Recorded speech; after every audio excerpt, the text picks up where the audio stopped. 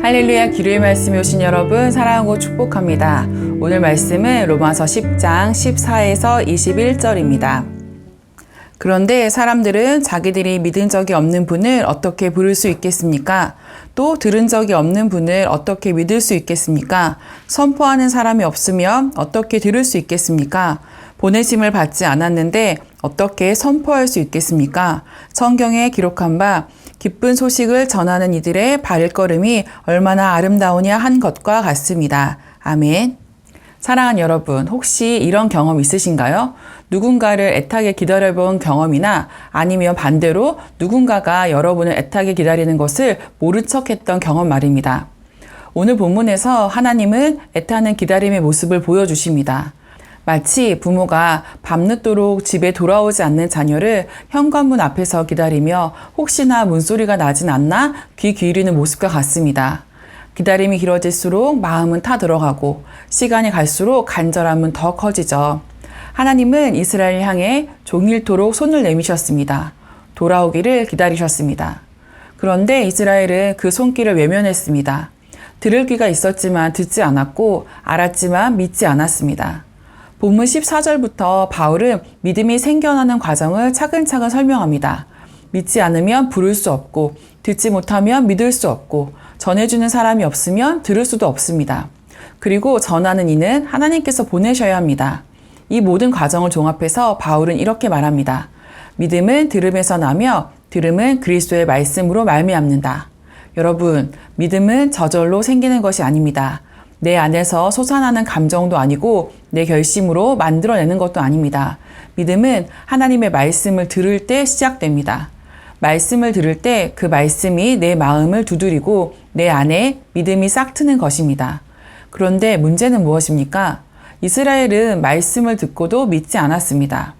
바울은 이사야 선지자의 말을 인용합니다. 주여, 우리가 전한 것을 누가 믿었나이까? 복음이 전해졌지만 모두가 받아들인 것은 아니었습니다. 하나님이 종일 손을 내밀고 계셨지만 그 손을 붙잡지 않은 사람들이 있었습니다. 여기서 우리는 중요한 사실을 깨닫습니다. 말씀은 듣는 것만으로는 충분하지 않다는 것입니다. 듣고 믿고 순종해야 비로소 믿음이 자랍니다. 단순히 예배 자리에 앉아 말씀을 듣는다고 믿음이 생기는 것이 아닙니다. 교회를 오래 다닌 성도 중에도 예배를 빠지지 않고 말씀도 듣고 찬양도 열심히 하고 모임에도 성실히 참석하지만 신앙이 자라지 않는 경우가 있습니다. 왜일까요? 그분들은 말씀을 듣기만 하고 반응하지 않았기 때문입니다. 말씀을 듣고 좋은 말씀이네 하고 잠깐 감동은 받지만 그것이 삶으로 이어지지 않았습니다. 그래서 삶에서 큰 결정을 내릴 때도 하나님의 뜻보다는 자신의 생각이 앞서고 결국 신앙은 점점 힘을 잃어가게 되는 것입니다. 오늘 우리의 모습은 어떤가요? 하나님의 말씀을 듣지만 혹시 마음을 닫고 있지는 않습니까? 고집과 무지로 귀를 막고 있지는 않습니까? 말씀을 들을 때마다 감동만 받고 그냥 흘려버린 적은 없습니까? 들은 말씀에 반응하고 마음에 새길 때 그 믿음이 진짜로 우리 안에 자라납니다. 바울은 이어서 이방인의 이야기를 꺼냅니다. 하나님은 먼저 이스라엘에게 복음을 전하셨지만 그들이 믿지 않았습니다. 그래서 하나님은 이방인에게 복음을 여셨습니다. 이방인이 믿고 복을 받는 모습을 통해서 이스라엘이 시기하게 되고 그렇게 해서라도 돌아오기를 원하셨던 것입니다. 이것은 심판이 아니라 그들을 돌이키려는 하나님의 사랑의 전략이었습니다. 하나님은 어떻게든 자기 백성을 포기하지 않으시려 했던 것입니다. 저는 하나님의 그 마음을 종일 손을 내미셨다는 말씀에서 깊이 느꼈습니다. 그 손길은 포기하지 않는 기다림입니다. 우리가 고집을 부리고 무지해서 주님을 외면해도 하나님은 여전히 손을 내밀고 계십니다. 제 주위에 방황하는 자녀들로 인해 오랫동안 기도하고 계신 분들이 있습니다. 그 어머님들은 자녀들의 작은 변화에도 감사를 고백하시고 돌아오기만 하면 다 괜찮다고 다 품어줄 수 있다고 말씀하십니다. 그런데 여러분, 부모의 기다림이 아무리 길어도 하나님의 기다림보다 길 수는 없습니다. 부모의 사랑이 아무리 크다 해도 하나님의 사랑보다 깊을 수 없습니다.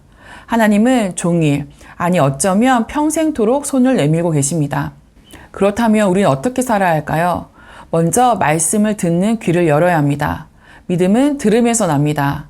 요즘 우리는 너무 많은 소리를 듣습니다. 세상의 소리, 사람들의 소리, 나 자신의 불안한 소리까지. 그러나 그 가운데서도 하나님의 말씀에 귀를 기울여야 합니다. 그 말씀이 믿음을 일으키기 때문입니다. 그리고 말씀에 반응해야 합니다. 듣고만 있으면 아무 일도 일어나지 않습니다. 말씀을 마음에 새기고 그 말씀에 순종할 때 믿음은 살아 움직입니다.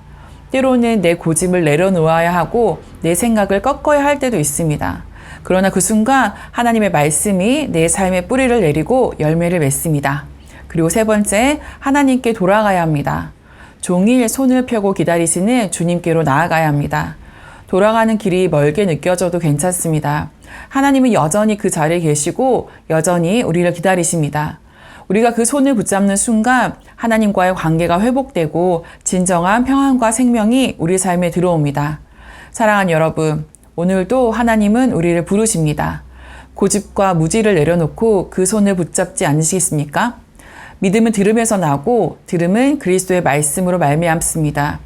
귀 기울여 듣고 말씀에 반응하며 주님께 돌아가는 우리가 되기를 소망합니다.